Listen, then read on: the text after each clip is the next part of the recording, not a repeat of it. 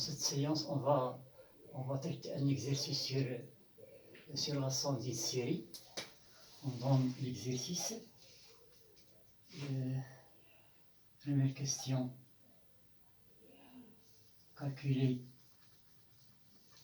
sigma de cosinus de mx sur n lorsque invariant de 1 à l'infini et sigma de sinus de mx sur n lorsque invariant de 1 à l'infini. Deuxièmement, on considère la suite. Considère la suite un telle que un plus 1 moins un est égal cosinus de 2n sur n plus 1 et u0 est égal 0. Donc la première question, petit i, calculer u1 et u2. Deuxièmement, 2i, déterminer la limite de un lorsqu'un tend vers plus l'infini. Donc un ici c'est une suite récurrente. On va passer à la solution. Alors pour la première question, on a sigma de cosinus de mx sur 1 lorsqu'invariant de 1 à l'infini, ça c'est sur le réel de sigma de lorsqu'invariant de 1 à l'infini de l'exponentielle moins imx sur n, et sigma lorsqu'invariant de 1 à l'infini de l'exponentielle moins imx sur n, ça il va donner sigma de l'exponentielle moins x puissance n sur n lorsqu'invariant de 1 à l'infini. Ça bien sûr, donc on rappelle que sigma de zn sur n pour n supérieur ou égal à 1, c'est moins ln de 1 moins z, avec le module de z bien sûr inférieur à 1. Donc il va donner moins ln de 1 moins l'exponentielle moins x. Voilà, donc on va chercher la partie réelle de ce logarithme complexe. Donc est égal moins ln de 1 moins cos x plus i sinus x.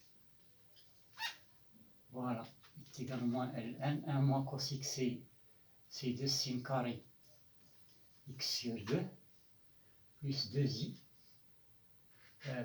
sinus x sur 2 cosinus de x sur 2. Voilà, donc il est égal à moins ln de 2i sinus x sur 2, facteur de cosinus x sur 2. Bien sûr, ici on va obtenir moins i sinus de x sur 2. Voilà, il est égal à moins ln de 2i sinus x sur 2. Ça, c'est l'exponentielle moins i x sur 2. Ça, bien sûr, il va donner moins ln de 2, moins ln de i, moins ln de x sur 2, moins par moins, il va donner plus, donc c'est plus i x sur 2. Voilà. Et ça, il est égal, bien sûr, moins ln. Non, ici c'est sinus x sur 2 ici. Sinus x sur 2. Voilà. Donc il est égal, on peut écrire ça, c'est moins ln de 2 sinus x sur 2. Ln de i c'est l'exponentielle pi sur 2, donc c'est moins pi sur 2 plus x sur 2. Et ça, bien sûr, il va donner moins ln de 2 sinus x sur 2 plus i et x moins pi sur 2. Voilà. Donc on va prendre la partie réelle. Donc Donc, sigma de cosinus nx sur n, lorsque invariant de 1 à l'infini, la partie réelle ici, c'est ça. Donc, c'est moins ln de 2 sinus x sur 2. Et pour le sigma de sinus de nx sur 1 lorsque invariant de 1 à l'infini, ça c'est moins l'imaginaire de sigma de l'exponentielle moins inx sur 1 moins inx sur n, variant de 1 à l'infini. Et l'imaginaire de ça, c'est ça, c'est x moins pi sur 2, donc on va ajouter le moins, donc elle va donner pi moins x sur 2. Voilà, pi moins x sur 2.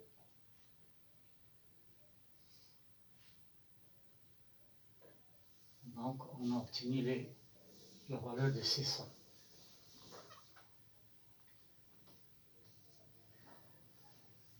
On va passer à la deuxième question. Donc on a ceci, n est défini par n plus 1 moins n égale cosinus de 2n sur n plus 1, et i0 égale 0. Donc la première question, calculer i1 et i2. Voilà. Pour petit i, donc on va remplacer n par 0, on va obtenir i1 moins i0. On a remplacé n par 0, donc elle va donner cos 0 sur 0 plus 1. Cos 0 c'est 1, donc elle va donner 1. Pour i2, on va remplacer n par 1, donc on va obtenir i2 moins i1. On a pris n égale 1, est égal cos de 2 sur 2. Voilà. Donc i2, il est égal cosinus de 2 sur 2 plus i1. Ici d'abord, on va obtenir que i1 il est égal 1 plus que i0 il est égal 0.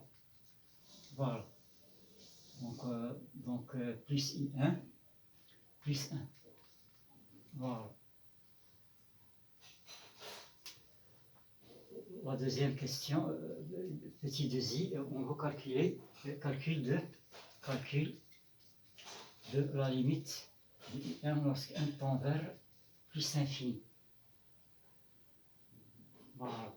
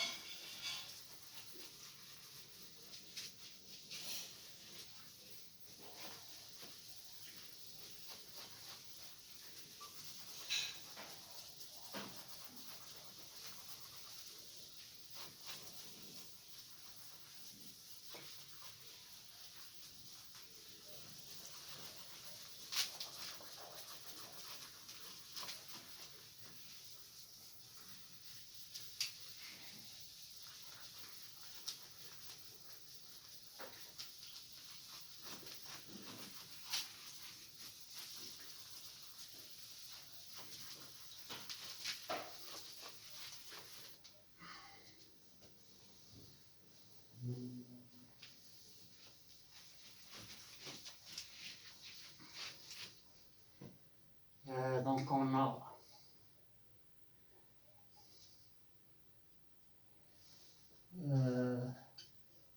in plus 1 moins in est égal cosinus de 2n sur n plus 1. Donc on va sommer. Donc sigma de ik plus 1 moins ik, das k variant de 0 à n moins 1, sera égal sigma de cosinus de 2k sur k plus 1, das k variant de 0 à n moins 1. Voilà. Donc on va obtenir une somme qui est télescopique. Donc on va obtenir I1 moins I0 plus I2 moins I1 plus IN moins IN moins 1 est égal sigma On va faire un changement d'indice ici, on va K plus 1 égale P, donc c'est égal sigma. Sigma de, ou bien on va poser K plus 1 égale N. C'est sigma lorsqu'une variante de 1 à N. Non. On va poser K plus 1 égale P. Donc on va obtenir la somme des variantes de 1, n-1 plus 1 c'est n, cosinus 2k, c'est-à-dire 2p moins 1, k c'est p moins 1 sur p. Voilà, donc il va donner sigma, parce que p variant de 1 à n, de cosinus de 2p moins 2 sur p. Voilà. Ici, on va obtenir des simplifications. Tout ça se simplifie. I0, c'est 0, donc on va obtenir IN. Donc ensuite, IN est égal à sigma lorsque P variant de 1 à N, de cosinus de 2P moins 2 sur P.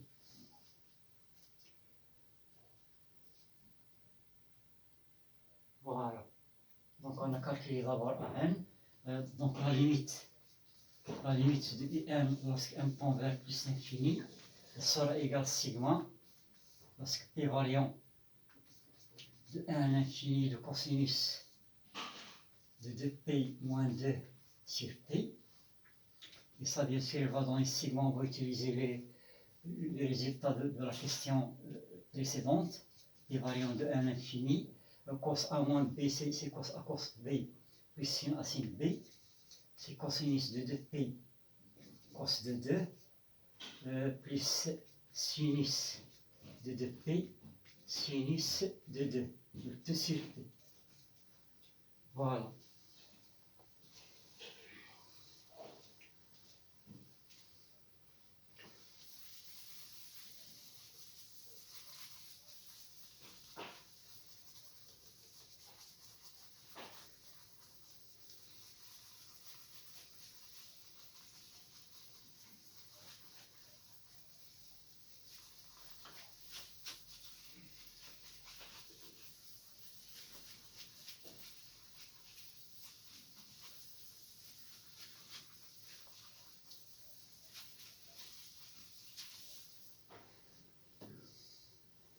Cos de 2, il est constant, on peut le faire sortir. Donc il est égal cos de 2 sigma de cosinus de 2P sur P.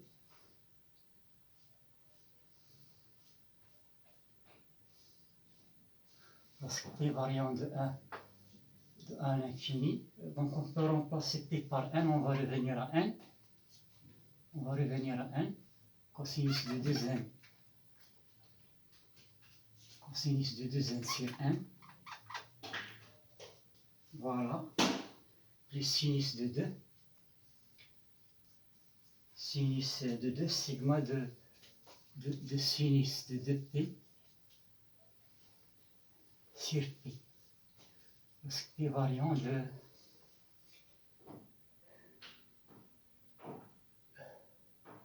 P variant de 1 à l'infini. On a changé déjà P par N. De 2N sur N. De 2N sur N. Maintenant, on va revenir au somme. On va prendre x égale 2 ici. Donc ça, il va donner cos de 2. On va remplacer x par 2. Donc on va obtenir sigma de cosinus de 2n sur n. Une variante de 1 à l'infini, donc elle va donner moins ln de 2 sinus 2 sur 2, c'est-à-dire sinus 1, plus sinus de 2. Sinus de 2, la somme ici, une variante de 1 à l'infini, sinus de 2n sur 1, on va remplacer x par 2, il est égal à pi moins 2 sur 2. Pi moins 2 sur 2, voilà, c'est ça.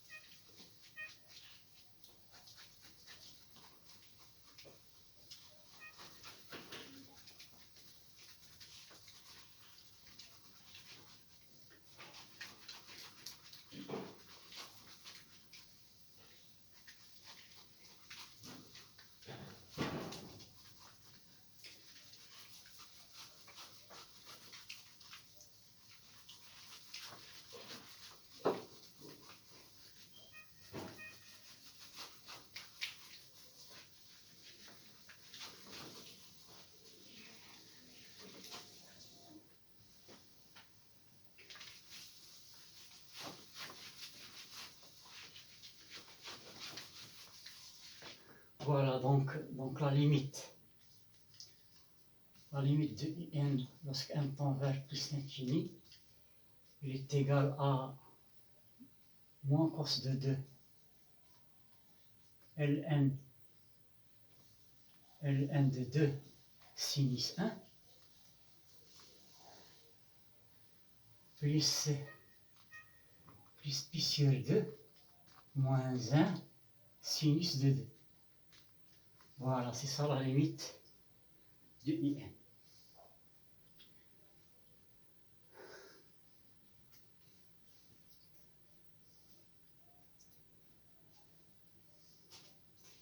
Voilà, la vidéo est terminée. Merci de votre suivi.